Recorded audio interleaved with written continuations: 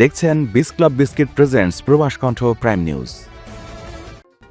বিএনপির স্থায়ী কমিটির সদস্য ঢাকা ৮ আসনের সংসদ সদস্য মির্জা আব্বাস দীর্ঘ চিকিৎসা ও নিবিড় পর্যবেক্ষণের পর তার শারীরিক অবস্থার উন্নতি হওয়ায় জুনের প্রথম সপ্তাহে দেশে ফিরতে পারেন বলে সাংবাদিকদের জানিয়েছেন তার সহধর্মিণী আফরোজা আব্বাস। শনিবার স্থানীয় সময় বিকেল ৬টার দিকে কুয়ালালামপুরের প্রিন্স কোর্ট মেডিকেল সেন্টার হাসপাতালে প্রবাসী সাংবাদিকরা তার সঙ্গে সাক্ষাৎ করেন। এ সময় তার চিকিৎসার খোঁজ নিলে জানা যায় চিকিৎসকদের নিবিড় তত্ত্বাবধানে ধীরে ধীরে সুস্থ হয়ে উঠছেন তিনি। চিকিৎসকরা তাকে বিশেষ পর্যবেক্ষণের মধ্যে রেখেছেন। বিভিন্ন পরীক্ষা নিরীক্ষার পর তার শারীরিক অবস্থা আগের তুলনায় বেশ স্থিতিশীল রয়েছে বলে মনে করছেন চিকিৎসকরা।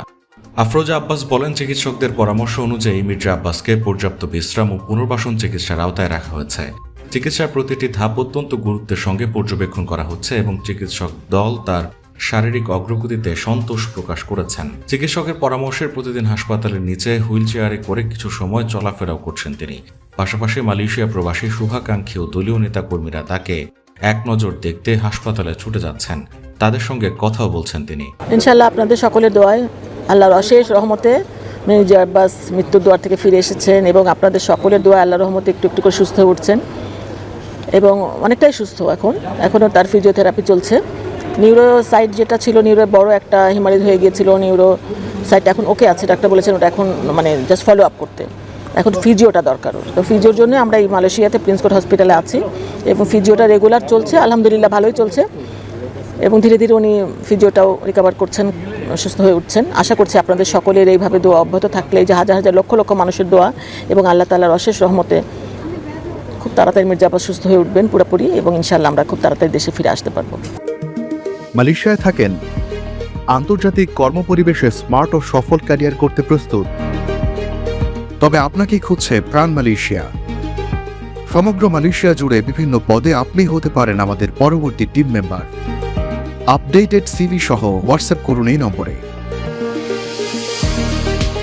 এ সময় উপস্থিত ছিলেন বাংলাদেশ জাতীয়তাবাদী যুবদল মালয়েশিয়া শাখা সভাপতি মোহাম্মদ জসিমউদ্দিন, মালয়েশিয়া বিএনপির সহ সাধারণ সম্পাদক মোয়াজ্জেম হোসেন নিপু, জালাল উদ্দিন, স্বেচ্ছাসেবক দলের সদস্য সচিব হেলাল শিকদার, সোহেল আহমেদ, ইমরান আহমেদ, জাসাস মালয়েশিয়ার আহ্বায়ক শেখ আসাদুজ্জামান মাসুম, ফয়সাল সহ মালয়েশিয়াস্থ প্রবাসী সাংবাদিকরা। এ সময় পরিবারের সদস্যরা ও নেতাকর্মীরা দেশবাসীর কাছে তার পূর্ণ সুস্থতার জন্য দোয়া কামনা করেছেন। তিনি দীর্ঘদিন সিঙ্গাপুরে ট্রিটমেন্ট করার পর তিনি মালয়েশিয়াতে এসেছেন। তো মালয়েশিয়াতে এসেছেন উনি প্রায় 3 সপ্তাহের অধিক হয়ে গেছেন। যখন এখানে এসেছেন তখন থেকে আমরা এখানে যারা জাতীয়তাবাদের লোকজন আছি, বিএনপি, যুবদল, স্বেচ্ছাসেবক দল, জাসাস, সবাই আমরা আসলে হসপিটালে সবসময় আসি, খোঁজখবর নেই। তো প্রথম থেকে ওনাকে যেরকম দেখেছিলাম তার থেকে অনেক উন্নত হয়েছে। এখানকার ফিজিওথেরাপির চিকিৎসা চলছে। লাস্ট 1 উইকে আমি যেটা দেখেছি, অনেকদিন যাবত দেখছি, তো প্রায় ঘন ঘনই আসি, সবসময় দেখি ওনাকে।